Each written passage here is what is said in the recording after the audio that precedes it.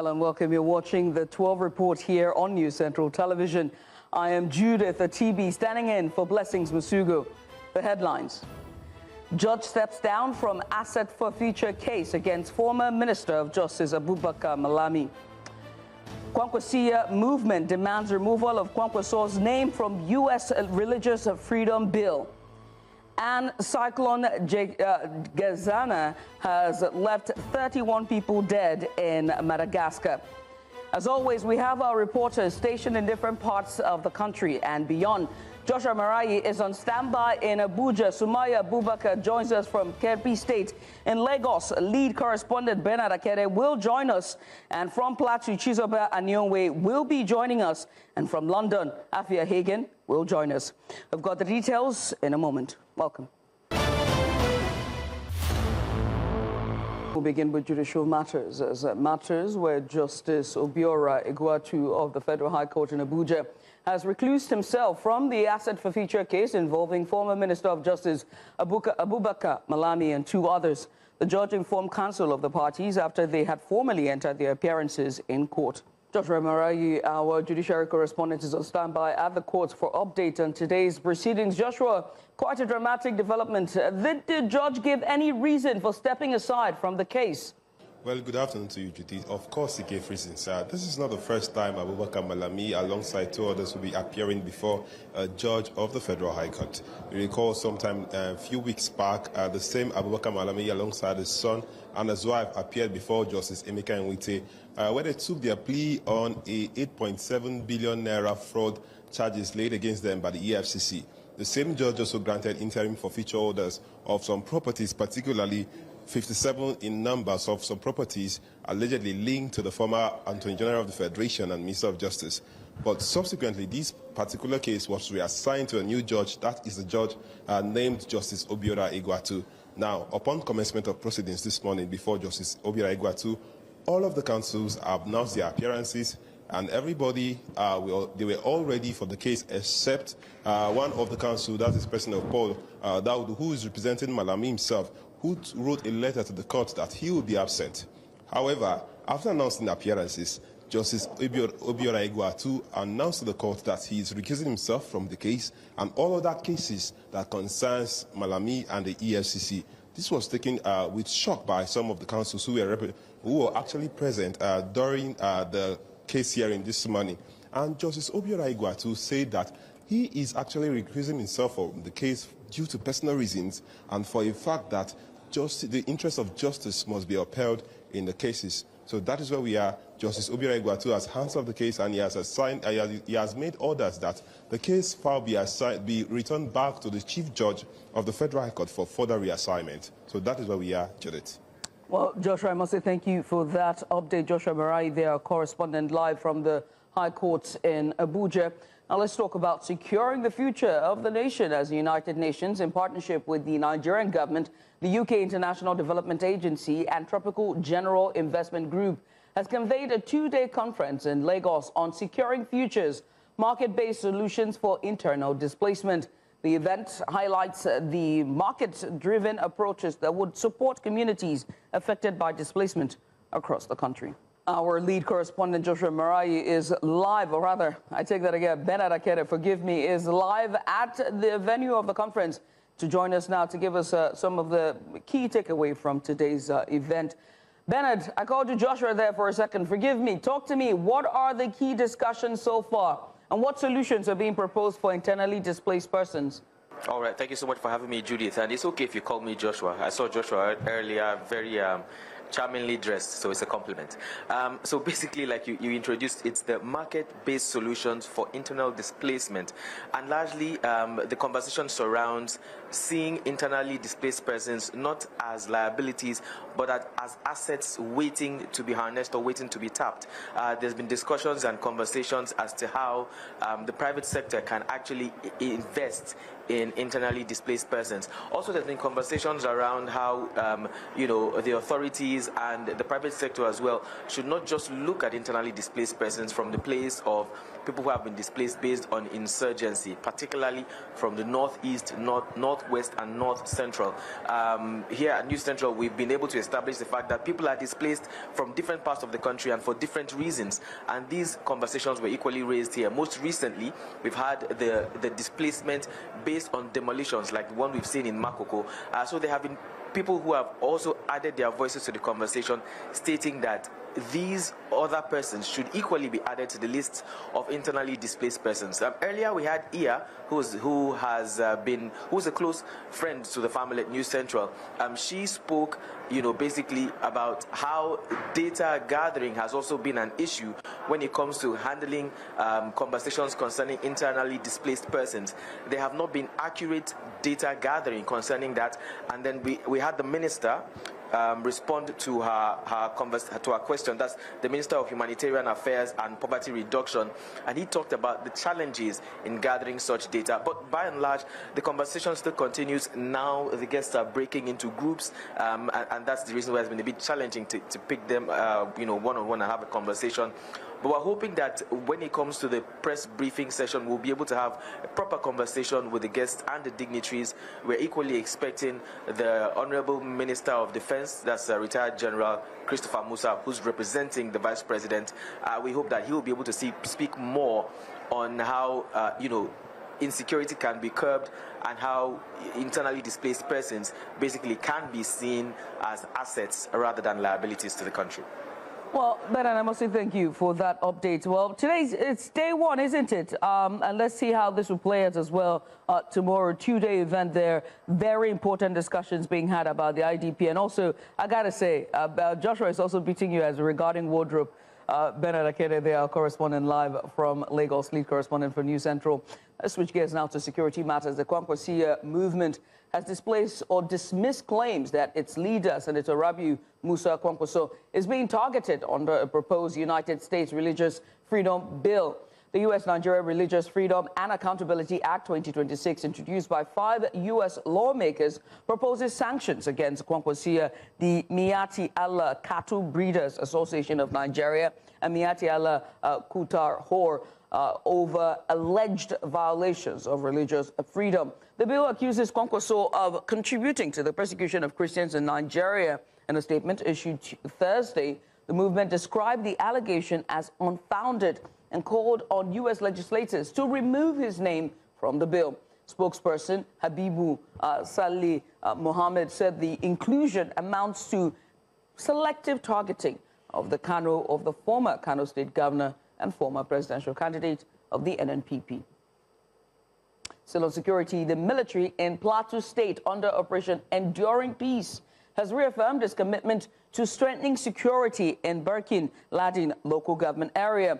Major General Folonsho Oyelalola, General Officer commanding 3 armored divisions, spoke during a decentralized engagement that was aimed at consolidating security gains from the Yuletide season and preparing for the forthcoming farming season. And off to Katsina State, where peace still is meant to be a promise, but for one community in that state, that promise has been broken in the most brutal way imaginable. Survivors from the village of Doma in Fasankari local government area of the state are describing a most brutal attack that lasted for hours. New Central's Rukaya Jibiya tells the story of a community now trapped, also grieving, and asking why the peace they were promised feels more like a death sentence. Take a look. A community is in mourning in the Tafoki area of Faskari local government, Katsina State. Residents here say they had a peace deal with armed bandits, but that deal meant nothing. Irin time an ce an sasanta mu dai a wannan lokaci ba mu dauke su da wani abu komai da komai in sun zo suna yi su anshe mana mashina su anshe mana wayoyi saboda mun taba dauko ma mara lafiya suka dau suka tarbe mu da mashin din da muka dauko da kudaden mu da zamu tai asibiti da wayoyin mu duk suka anshe. The attack came at noon. Bandits stormed the village. They tied up young men and shot them. They then began shooting people at random. A resident, Umar Doma, describes it as being haunted, like chickens. Ranar Talata misalin karfe 12 na rana, wannan mutane 'yan ta'addan suka shigo garinmu da mashina, ba ma adadi mashinan, su sai su jama mu suna zaune, kowa ta harkokin shi bakin gwargwado a da zaune cikin inuwa akwai gidansu, wasu a gidansu ma akwai gidansu, sa kama harbin su da bindiga, wasu kuma suka kama suka daddaure su, suka bada su bayan gari, sa kai su wajen gari suka harbe suka tafi. Daga musu koma bayan gari sa neman mutane kamar kaji ko kuma kamar namun daji. The violence lasted nearly 2 hours. At least 21 people are confirmed dead. The search for more bodies continues. Audu recounts how bandit forced his elderly father to call for his son. When he came, they gathered 8 people, tied them, took them to the bush, and killed them. Suna nan zaune sai suka same sai da suka hada su 8. Daga ciki suka kama yankan tagon mutum ɗaya suna daure su. Sai da suka daure su 8 suka tafi da su bayan gari. Suka je suka kwantar da su duk suka harbe su. Daga nan kuma suka dawo cikin gari suka dinga harbin mutane suna bi bayan gari da gonaki da mashina duk iya gudun ka sai an bi ka an je an harbe ka. Sama'ila is now lost, separated from his 3 wives and family. He says he lost a brother and 15 relatives. Kwarai akwai ƙanina wanda babanmu ɗaya da shi. Yanzu haka yana da iyali da sun kai 15 da an kashe shi kuma zuri'ar shi ce. The community had to drag the bodies to nearby Tafoki to bury them. The people of Doma say they are now trapped. The bandits stopped them from farming, creating a severe food crisis. They need urgent help with food, shelter, and relief materials. The district head of Doma, Yahya Ahmed, confirms the death toll and pleads for assistance.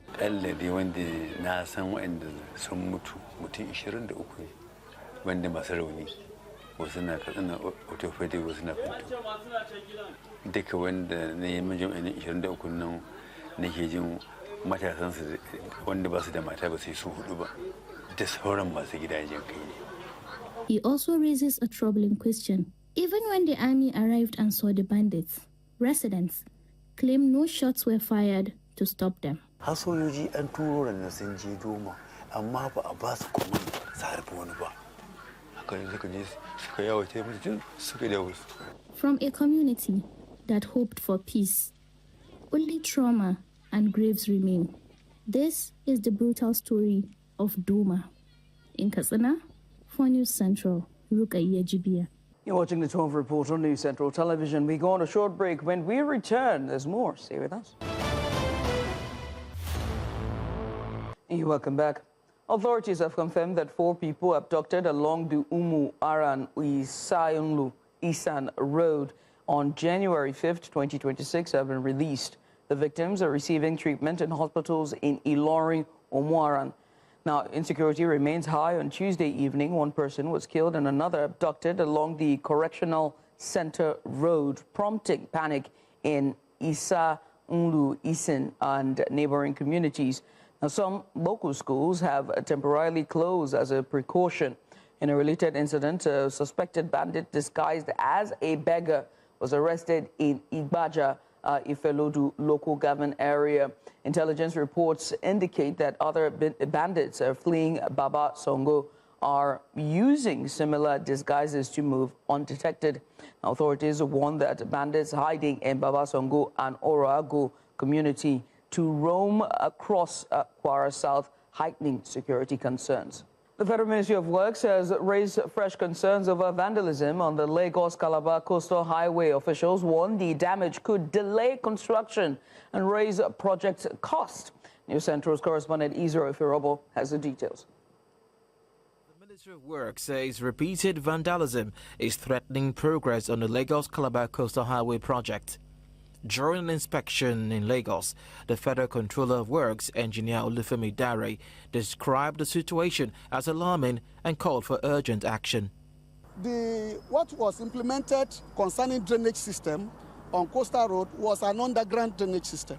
And this underground system has a manhole. That's what we call a manhole at the top. And this manhole is well reinforced. Reinforcement is there so that even if you drive a car or wherever you step on it, it can never break because there is reinforcement, there's iron inside of it. But what we have happening here is that vendors, they come to Coastal Road and they remove this manhole, the cover to those manholes. They remove the cover, the manholes cover. They remove them, they break that concrete. It's concrete, it's made of concrete. And so they break the concrete and remove the reinforcement there to go and sell. It's so appalling. Coastal Road, this see-through fence that you can see right here have now been vandalized. We understand over 50 of this fence have been stolen in the last couple of weeks. The team also inspected rehabilitation work on the deteriorated Akpongbo Bridge aimed at improving safety. My FNSCCON has directed that this bridge, the failed part of this bridge must be repaired immediately. Now, there's what we call a transition slab. If you look at this bridge, at the beginning of it, the transition slab has collapsed. So it's going to be made of rigid pavement, concrete, not asphalt. So we fix here, we fix the other side, divert traffic to these two sides, and then we can then start with the demolition of the bridge. That is what we are doing here. This will be completed within the next 2 months.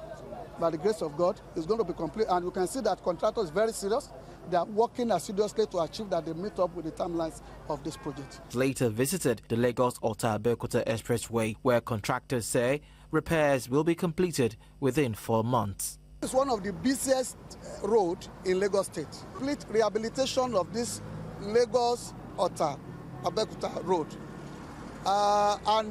We are starting from where they call Ile-Sik. There's a point there where we are coming, we call it Ile-Sik, around the Ikeja. That is our Chene Zero. That is where the road is starting from. And then it will stop at where they call Owode before Yanologbo. Expanding this road, you can look at the volume of traffic.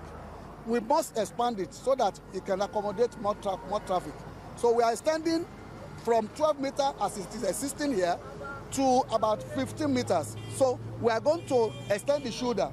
And the shoulder, all the shoulder is going to be on concrete as against the flexible pavement that you already have there.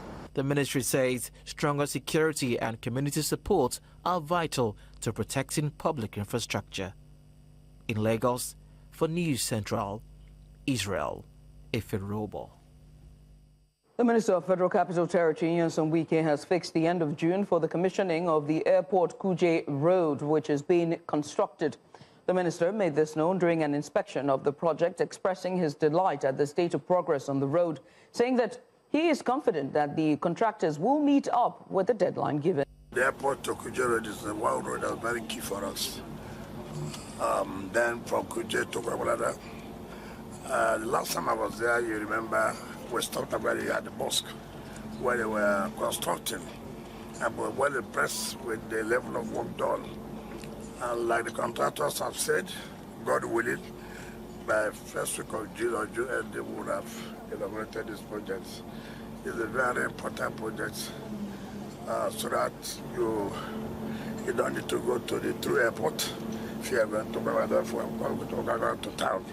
So I think it's very important. We are very, very happy with what we have seen. Very happy. Let's circle back to Plateau State. Now, we told you earlier that the military in the state, under Operation Enduring Peace, has reaffirmed its commitment to strengthening security in the Bakin-Ladin local government area.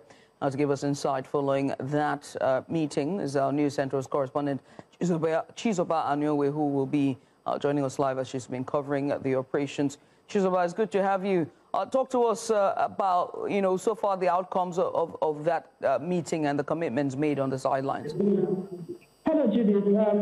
Just like you know, it's not like it's the first time this is happening on the plateau between the military and the stakeholders here, especially between farmers, herders, and all of them.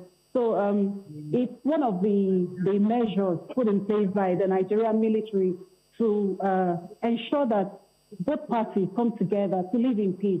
So this is just one of the measures. In fact, today's own is centered on decentralized engagement between the stakeholders to ensure that the peaceful Yuletide season that was enjoyed by everyone on the plateau during last year would be upheld for the forthcoming farming season. And I think one major thing that stands out here is the major deployment done by the Chief of Army Staff just a few days ago that was tagged the Chief of Army Staff Intervention Battalion or the Special Task Force to Plateau State. So for me, I think this is one major means of achieving social peace on the plateau. Yeah, so many people will say that, I mean, there's no community or society, you say, that is devoid of security issues, you know. So, but I think that this is one major step that the military would have to happen to ensure that this farming season that will start off any moment, the rain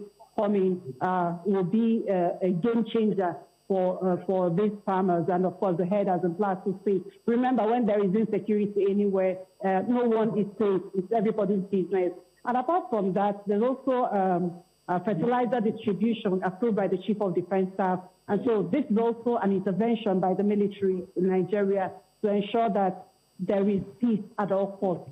Agada, you can plan to show some of these bags of fertilizers that will be shared to these stakeholders that are having the engagement ongoing inside the hall right behind me.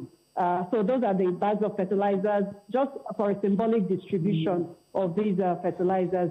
So joining me here now is the sector commander, who is like a host of this event that is going to give us just a brief summary or details concerning this event going on here today.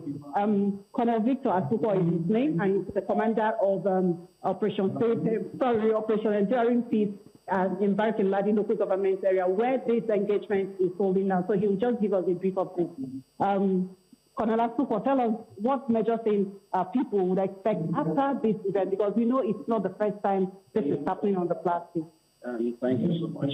I'm Colonel Victor Asuko. I'm the sector commander, sector for in the Operation Enduring Peace. This was put up for the stakeholders so as to mitigate on the gains we had during the Yuletide season.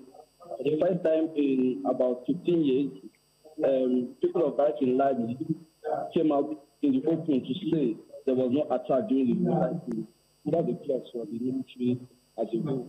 So we also put this together again to see how we can consolidate on our efforts to make sure that peace in Barkin Ladi and Plateau as the goal to make sure during the farming season there will be no clashes between the herders and the farmers and maybe the indigenous people. So we did, the Chief of Defense Staff graciously has approved about 100+ bags of fertilizer to both the indigenous people of Barkin Ladi, the Fulanis and the Hausas, so that we can continue mitigating to get more gains and make them come together so there will be peace at all costs in Barkin Ladi. So we did, the stakeholders, they're having a meeting now, they're trying to see how we always come together for peace to reign.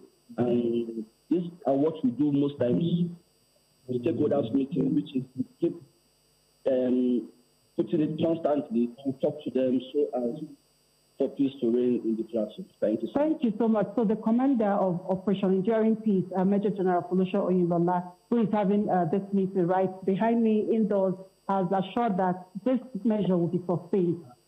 How are you going to ensure that this is sustained so that it's not just like every other stakeholder's engagement on the platform? Yes, definitely is what we do normally, but this we keep it on a wider, on a bigger level, on a bigger platform, inviting the chief of, I told you, the fertilizers that came from the Chief of Defense Staff, so the General Staff Commanding, who also doubles as the Commander of Operation Enduring Peace, has come to also deliberate with them, speak with them and share their plight and share their problems and see how we can come in to solve their problem. But stakeholders meeting is what we do constantly, with or without the Jews, especially in Barkin Ladi. And I could say authoritatively that it has helped us in making Barkin Ladi peaceful for the past 3 months or thereabouts.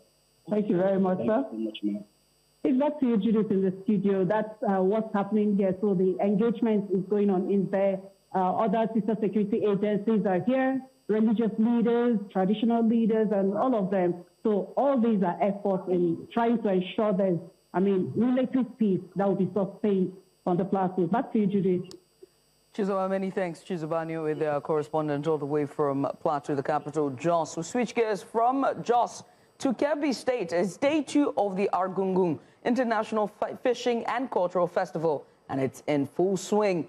The festival features vibrant cultural performances, traditional music and dances, and impressive agricultural showcases from across the region. Farmers and local producers are presenting crops as well as livestock and innovations to thousands of visitors, promoting local and community engagement. News Central Sumaya Abubakar is at the festival grounds to give us more updates on today's highlights. Sumaya, it's good to have you. I'm sure it's blistering hot there in Kebbi. Talk to me, what's happening? And I can see the pyramids behind you, by the way. Indeed. Good afternoon, Judith. Yes, of course, there are pyramids of grains on display. We have about here, and then some bottling of activities in Argungu and Kebbi State. As you can see, right at this side, of course, we have farmers. It's beautiful. We just have to show just some level.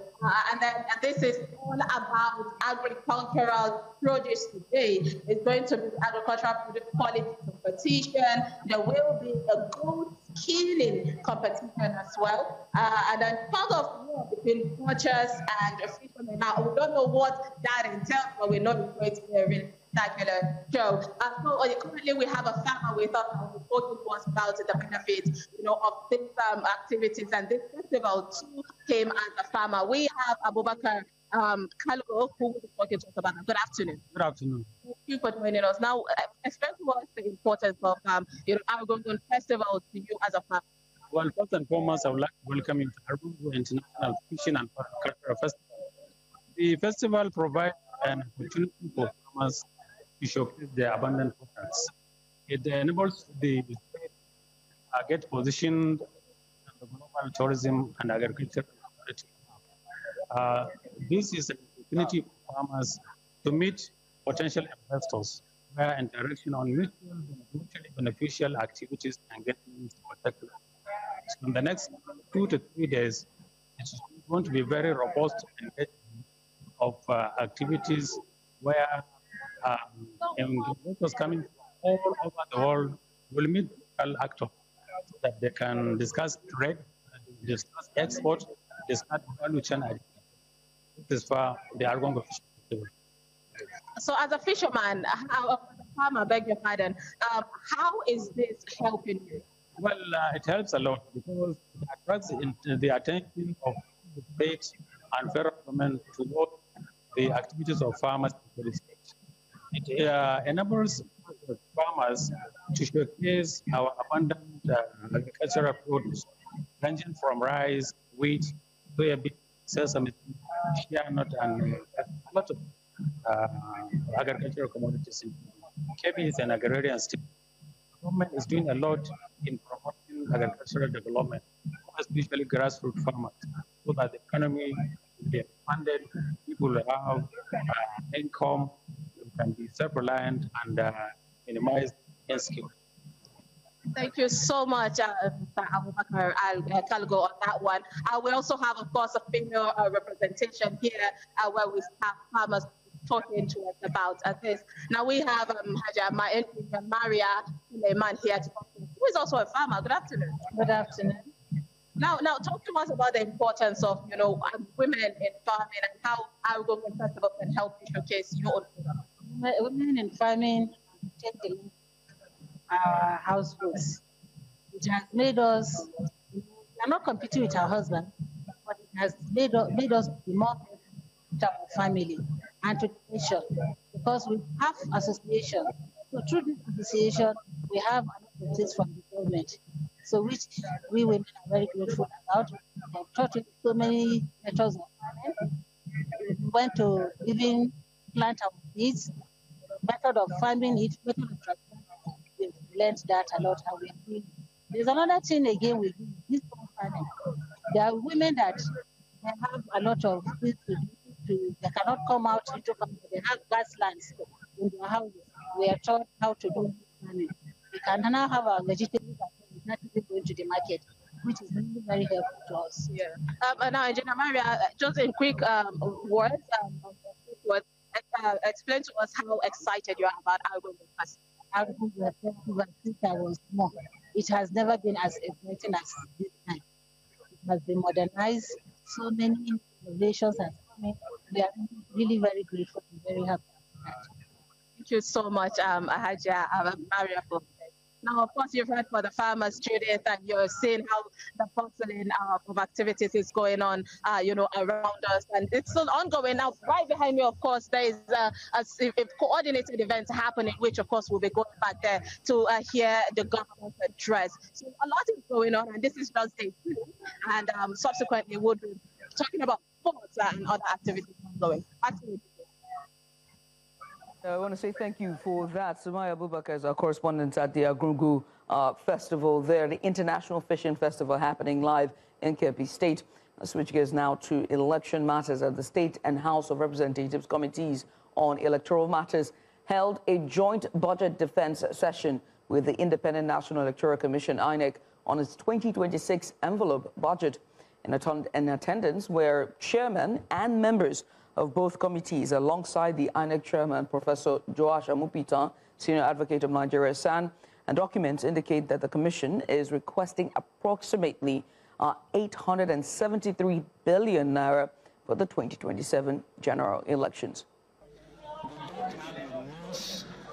Going by chairman's statement, we don't have the means to tie them to actual expenditures. We don't have the means. Which does not clearly show that the budget performance has actually performed, because we need to know, assuming you say we give medical support to so people, how many people, at how much, and when. That is the essence of budget performance. Let me take you to page 7. Let me take you to page 7. Code 230714. The description here, Chairman, are you there? Page 7 on the budget performance. Code number 230714, which is the last line. And the description is planning and monitoring activities. Here, the approved 2025 appropriation is 60,938,500 naira. Page 7, this is the performance.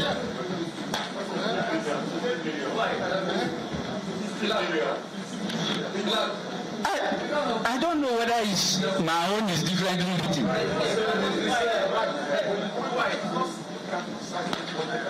Wait, sir. Can you allow me, sir? Can you allow me, sir? I'm making. This is our work. You know. What I see here written on this paper is 60,938 naira 500 kobo. Sorry, 500 naira. This is the approved budget. Unfortunately, we don't have the 2025 budget in this document for us to refer to confirm that this is the exact amount provided for by the National Assembly. Scenes there and live visuals just happening there for the budget presentation just at the committee there of the Senate. Switching us now to Bayelsa State, as the police command has confirmed a suspected improvised explosive device. That's an IED incident at the State Secretariat complex in Yenagua on Wednesday morning. Commissioner of Police Iyema Daniel Edebo led the explosive coordinates disposal unit, special drone unit, and other tactical operatives to the scene, quickly containing the threat. A second unexploded device was discovered and safely diffused. Police said no lives were lost and no property was damaged. One suspect, 60-year-old Pentecost Elijah from Otuan community in southern Ijo local government area, has been arrested and is undergoing interrogation. Early hours of this morning, I had an explosion. So I quickly picked up my walkie-talkie and called the control room. to deploy all patrol vehicles to locate where the explosion occurred. While they were doing that, they picked up one Elijah Pentecost, who confessed that yes, he is the one that through the IED, that he won the gun. We now decide to find out why did you throw IED at the secretariat. He said that it was baited some years back with acid that the government refused to, that the government did not give him attention, that he did it to get government attention. So I tried to find out from him, how did you come about this IED? He said that he got it from Gabon. So I decided to call the EOD. They moved in and they swept the place and I located another one which had not been detonated, which was later rendered safe by the EOD personnel in the command. Meanwhile, the EOD personnel, they are still sweeping the premises and the buildings within this secretariat to ensure that the place is rendered for human habitation. And the suspect, meanwhile, is presently being interrogated. Well, we told them to leave because the place as it is. You're watching the 12 Reporter News Central Television. Still ahead. The police has revised the death toll in British Columbia attack. We have the details of that revised just after the break. Stay with us.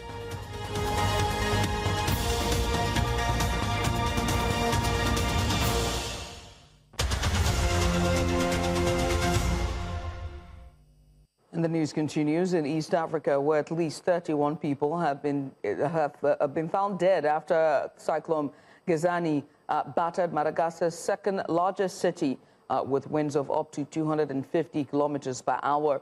The National Office for Risk and Disaster Management says 4 people are still missing, dozens are seriously injured, and more than 250,000 residents have been affected.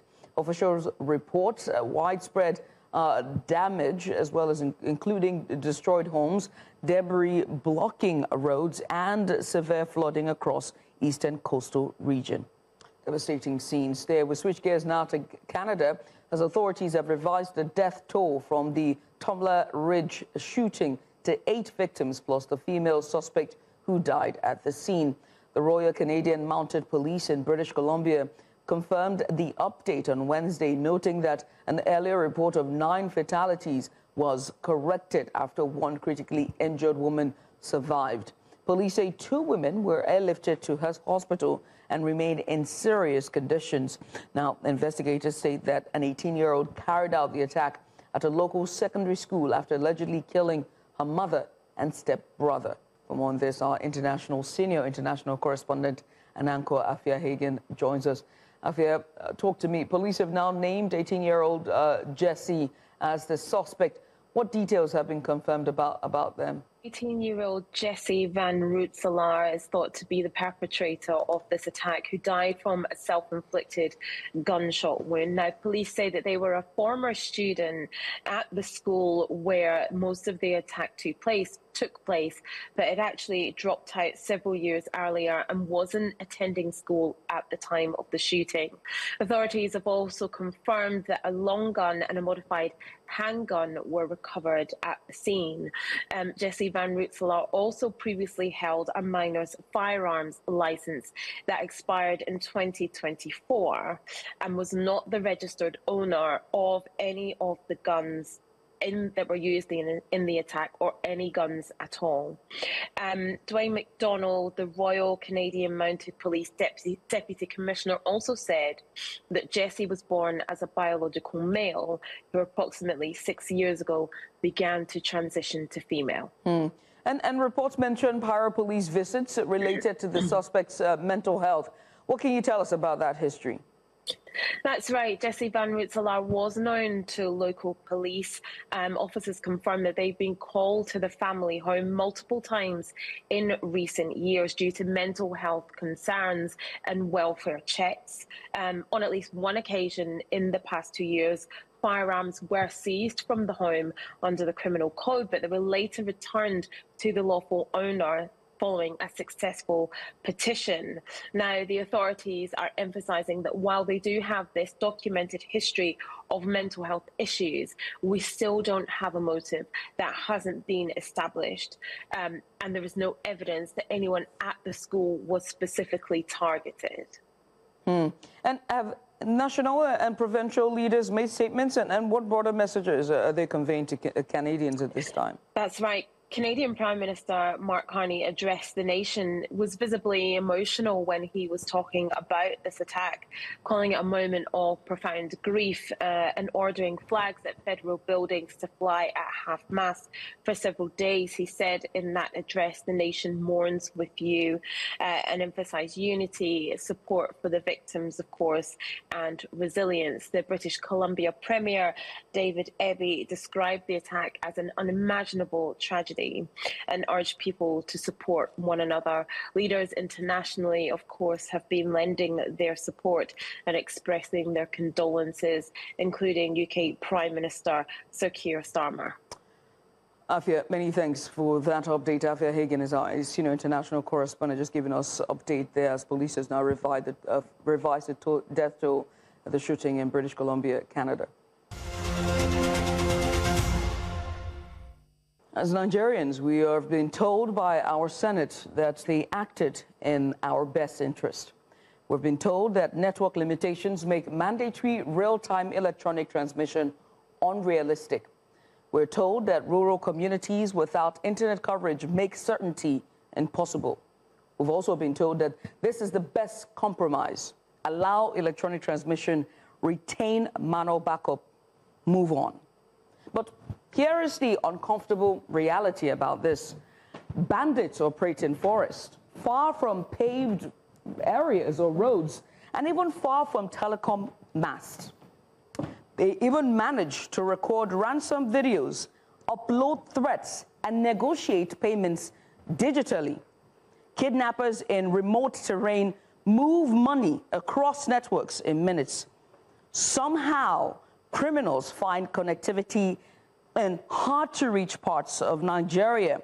Yet the Nigerian state, without its institutions, or rather with all of its institutions, with regulators and its telecom partnerships and budgetary allocations, we're talking about 873 billion naira allocated, that will be allocated for the budget for INEC for the 2027 elections. Somehow it says that it cannot guarantee the electronic transmission of polling unit results in 2026. And that contradiction deserves scrutiny. The Senate has now reversed parts of its earlier stance, allowing electronic transmission while retaining manual collation as backup. And lawmakers insist that IREV has been authenticated as a reference point. But we have to ask, reference points is not the same as primary authority. The issue is not technology alone. This is about trust. Manual processes are where Nigeria's, electoral history has repeatedly fractured. It's always during collation. It's always in transit. It's either between the polling units and final declaration. This is why citizens are demanding real-time uploads in the first place. So when politicians are arguing that network challenges has to justify discretion, Nigerians hear something else. What they're hearing is room for manipulation. So if the state can trace ransom payments in forest, if it can transmit polling units that result in towns and villages, the real question is not about capacity. It is whether we have the will to do the right thing. And that is your postscript for this morning or afternoon. With that being said, that's all we can take on the 12 report today. Now, do remember that you can send in your eyewitness report to the WhatsApp number now showing up on the screen. And while you're at it, make sure to follow us on social media. We're at News Central TV on every social media platform. You can always watch News Central live on DSTV channel 422, GoTV channel 23, Star Times channel 274. Find us on Avo TV, and you can stream us live on YouTube. And thanks for watching. I am Judith at TV. Good afternoon.